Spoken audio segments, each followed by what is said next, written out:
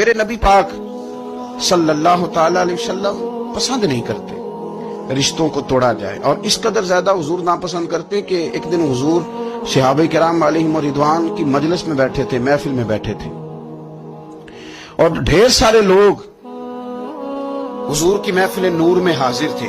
نبی پاک صلی اللہ علیہ وسلم نے نہ کبھی کسی کو اپنی محفل سے نہیں اٹھایا، کافر بھی آتے، مشرک بھی، منافق بھی آتے، وہ ایک سوال پوچھتے تو جواب ملتا، 10 سوال پوچھتے تو جواب ملتا، 100 سوال پوچھتے تو جواب ملتا۔ حضور صلی اللہ علیہ وسلم کھلے دل کے ساتھ ان کو باتیں بتاتے، جس قسم کی وہ بات پوچھتے حضور اسی قسم کا انہیں جواب ارشاد فرماتے۔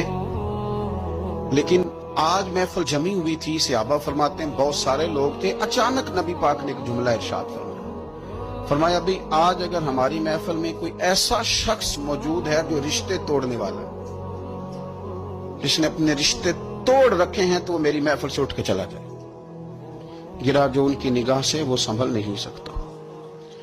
اگر کسی نے رشتے توڑے ہوئے جان بوجھ کے بغیر کسی شرعی وجہ اٹھ کے چلا جائے، اس محفل میں نہ بیٹھے، اتنی بڑی بات۔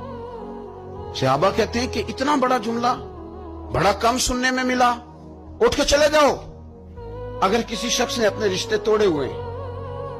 اب وہ لوگ نہیں تھے جو یہ کہیں کہ پہلے ہماری بھی تو سنیں نا، ہم آپ کو بتائیں گے رشتہ داروں نے ظلم کتنا کیا ہے، ان کی زیادتیاں کتنی ہیں، ہم آپ کو لسٹ دکھاتے ہیں جس میں ہم نے ان کے گناہ لکھے ہوئے ہیں، ہمارے پاس وہ رجسٹر موجود ہے جس میں ہم نے 1 2 3 4 صفحے بھر دی ہیں ان کے ظلم کے۔ اب ہم سے سنیں تو صحیح۔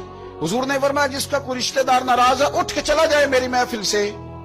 ایک نوجوان اٹھ کے گیا اور اس نے بھی جا کے بحث کوئی نہیں کی، کہتے میری خالہ ناراض تھی، جیسے بھی مجھ سے ہو سکا نا میں نے خالہ کو راضی کیا۔ کیوں؟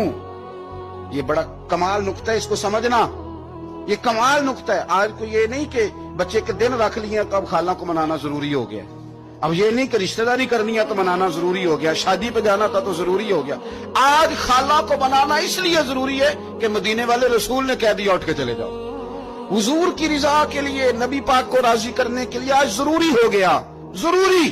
کریم نے فرمایا جس کا کوئی رشتہ دار ناراض ہے اٹھ کے چلا جائے، جیسے بھی مجھ سے ہو سکا، جس طرح۔ اس لیے نہیں کہ الیکشن تھے تو ضروری تھا، اور جیسے تیسے بھی تھا راضی کرنا مقصود تھا، اس لیے کہ اللہ رسول راضی ہو۔ میں نے خالہ کو راضی کیا، آ کے واپس بیٹھا۔ اب رسول پاک علیہ السلام نے قول ارشاد فرمایا، بات ارشاد فرمائی۔ حضور صلی اللہ تعالی علیہ وسلم نے فرمایا سنو بھائی، اس قوم پر رحمت نازل نہیں ہوتی جس میں کوئی رشتے توڑنے والا موجود۔